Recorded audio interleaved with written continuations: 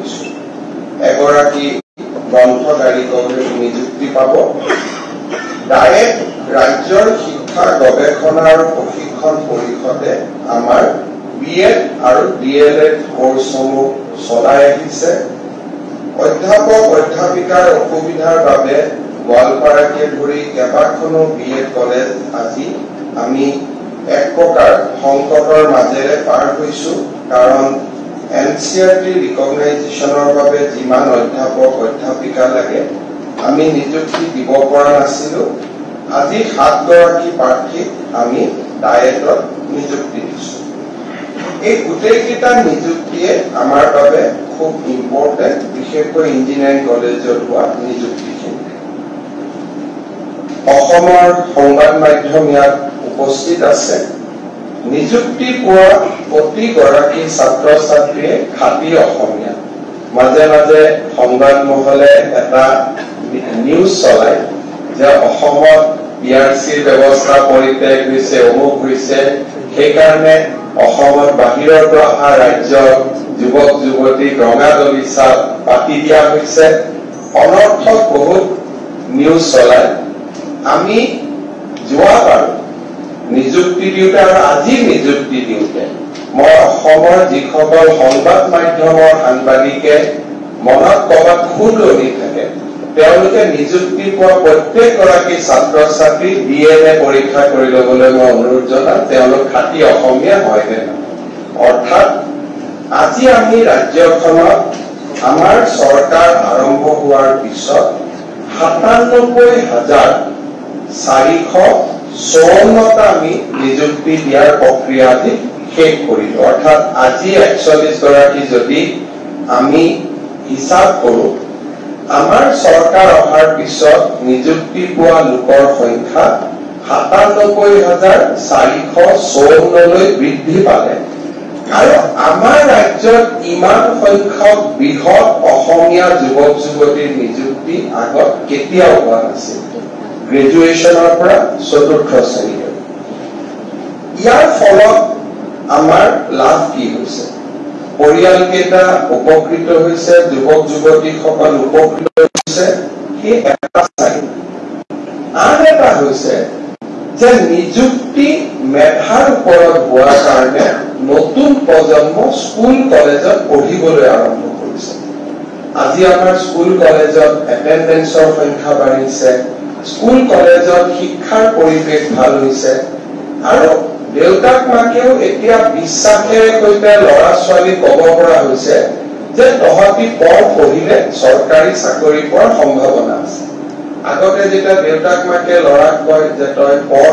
ল'ৰাই কয় পঢ়ি কি হ'ব চাকৰি পাম জানো টকা নিদিলেতো চাকৰি নাপাম তোমাৰ টকা আছে জানো তোমাৰ টকাটো নাই গতিকে তুমি ক'ত চাকৰি পাবা কোনোবা মুখ্যমন্ত্ৰীৰ ল'ৰাই চাকৰি পাব মন্ত্ৰী ল'ৰাই চাকৰি পাব কোনোবা বিষয়া ল'ৰাই চাকৰি পাব ব্যৱসায়ী ল'ৰাই চাকৰি পাব দেউতা তোমাৰতো পইচা নাই তুমিতো ঠেলা চলোৱা তুমিতো ৰিক্সা চলোৱা তোমাৰতো খেতিয়ক বা তুমিতো ঘৰত তুমি ঘৰুৱা কাম কৰা তোমাৰ উপাৰ্জন এইখিনি তুমি মন্ত্ৰী এমএলএ দিবৰ কাৰণে তোমাৰ লগত 20 লাখ টকা আছে জানো সেই প্ৰশ্নটোৰ দেউতাক মাকে উত্তৰ দিব নোৱাৰিছিল আৰু ল'ৰা ছোৱালী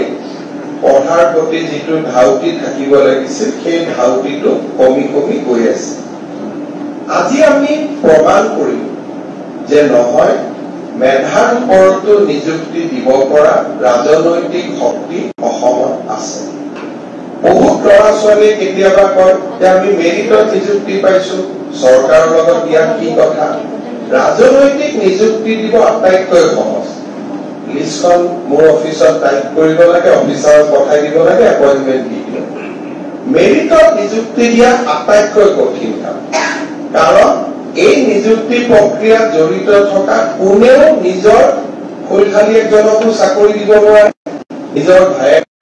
চাকৰি দিব নোৱাৰে গতিকে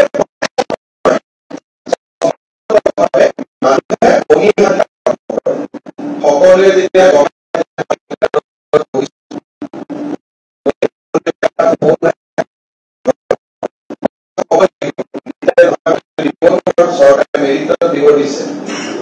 সেই মানুহজনে ফেমিলিৰ পৰা এক প্ৰকাৰ আঁতৰি আহিব লাগে কাৰণ ফোন কৰাৰ ভিতৰত হয়তো তেওঁৰ আটাইতকৈ নিকটতম আত্মীয়জনো থাকিব পাৰে, কিন্তু তেওঁ না ক'ব লাগে আৰু না কোৱাৰ লগে লগে ফেমিলিত এটা ইম্পেক্ট আৰম্ভ হয়। MLA জনে না কোৱাৰ লগে লগে তেওঁৰ ভোটত ইম্পেক্ট আৰম্ভ হয়। মন্ত্ৰীজনে না কোৱাৰ লগে লগে MLA জনৰ সন্মুখত তেওঁ অপ্ৰিয় হ'ব লাগে আৰু মুখ্যমন্ত্ৰীজনে না কোৱাৰ লগে লগে গোটেই পলিটিকেল চিষ্টেমটো তেওঁলোকৰ বিপৰীতে আৰম্ভ হয়। গতিকে নিযুক্তি দিয়া প্ৰত্যাহ্বান আৰু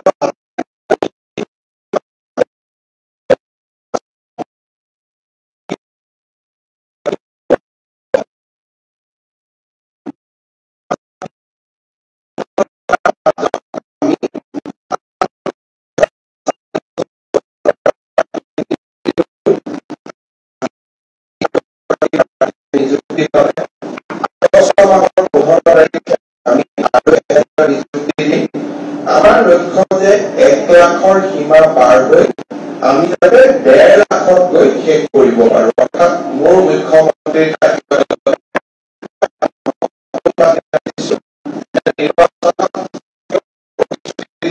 কিন্তু 1.5 লাখত গৈ শেষ কৰিব।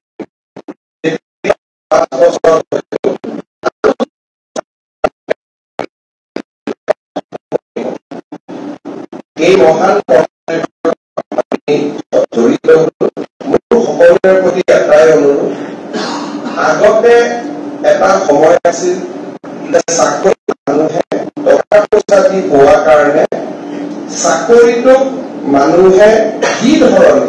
পবিত্ৰতাৰে গ্ৰহণ কৰিব লাগে তেনেকে পবিত্ৰতা দি গ্ৰহণ নকৰিছিল। আজি মেৰিটত চাকৰি পোৱাৰ পিছত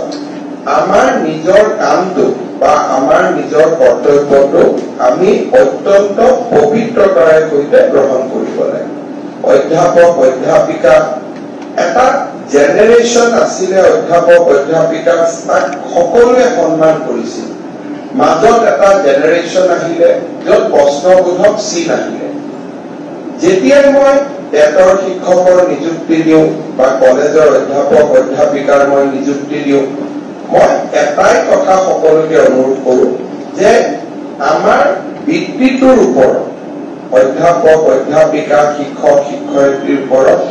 যাতে ৰাইজৰ আস্থা উভতি আহে, সেইকাৰণে আমি সকলোৱে যাতে অত্যন্ত পবিত্ৰ মন লৈ ছাত্ৰ ছাত্ৰীসকলৰ কল্যাণৰ বাবে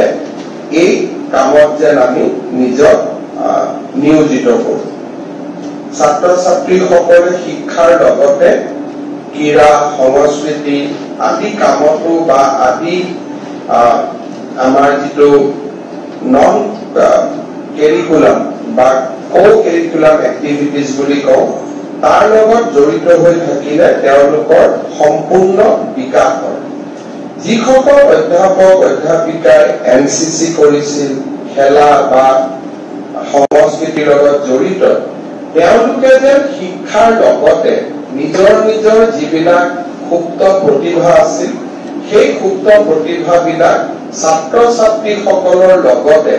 আগবঢ়াই লৈ যাবৰ বাবে চেষ্টা কৰে। কলেজৰ ক্ৰীড়াৰ জগতখনত, কলেজৰ সংস্কৃতিৰ জগতখনত NCC, নেভি, এয়াৰফৰ্চ আমি সকলোৰে লগত জড়িত হ'ব লাগে। ইঞ্জিনিয়াৰিং কলেজত যিসকলে নিযুক্তি পাইছে, মোৰ পিছত আমি কথা পাতিম। ষ্টাৰ্টআপ আমাৰ কাৰণে এটা খুব ইম্পৰ্টেণ্ট এলিমেণ্ট, কাৰণ যিকোনো এখন ৰাজ্যতে চৰকাৰী নিযুক্তিৰ সীমাবদ্ধতা থাকে, কিন্তু অসমৰ ইঞ্জিনিয়াৰিং কলেজবিলাকত যদি আমি ষ্টাৰ্টআপ মুভমেণ্ট এটা আৰম্ভ কৰিব পাৰো, ভাৰতৰ বিভিন্ন ৰাজ্যত আজি আমি ওলাত উঠো, উবেৰত উঠো, জমেটোত আমি খোৱা অৰ্ডাৰ দিওঁ, কিন্তু এই গোটেইবোৰ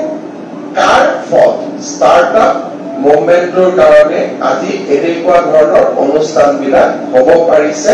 আৰু ই সফল হৈছে। থাউজেণ্ডছ অফ ক্ৰ'ৰ্ছৰ ভেলুৱেশ্যন হৈছে। আমাৰ মহাবিদ্যালয়সমূহতো তেনেকুৱা ছাত্ৰ ছাত্ৰী আছে। আমাৰ ইঞ্জিনিয়াৰিং কলেজবিলাকত আমি ষ্টাৰ্টআপৰ এটা পজিটিভ এনভাইৰনমেণ্ট সৃষ্টি কৰিব লাগে। তাৰ ক্ষেত্ৰত আপোনালোকে যিমান পাৰে কণ্ট্ৰিবিউশ্যন কৰিব বুলি মই আশা কৰিছো। পুনৰ এবাৰ আপোনালোকক ধন্যবাদ জনাইছো। নিযুক্তি পোৱা যুৱক যুৱতীসকলৰ বিশেষকৈ আপোনালোকৰ পিতৃ মাতৃক মই আজিৰ এই দিনটোত শ্ৰদ্ধা জনাইছো। এটা উপযুক্ত সন্তানৰ পিতৃ হোৱাৰ গৌৰৱৰ অধিকাৰী হোৱাৰ বাবে তেখেতসকলৰ সুদীৰ্ঘ জীৱন আৰু সুন্দৰ কৰ্মময় জীৱন কামনা কৰি সকলোকে অভিনন্দন জনাইছো। ধন্যবাদ।